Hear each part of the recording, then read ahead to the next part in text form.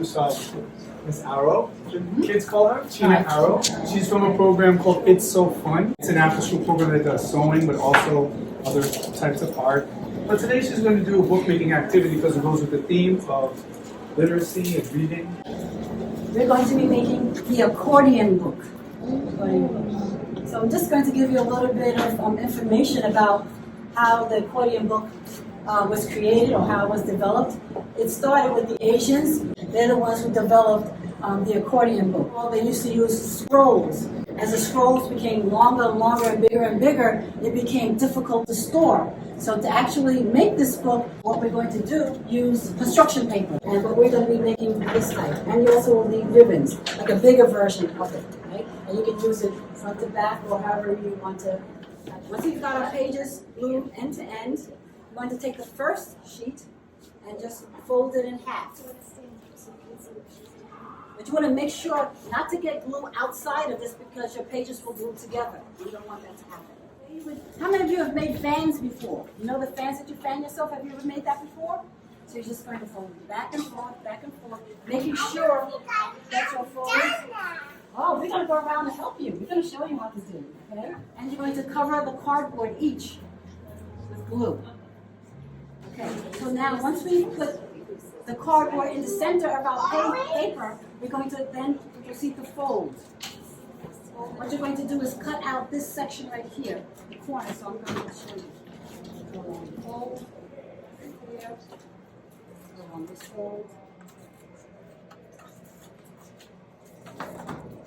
So therefore you're going to have this. Then you're going to glue these down.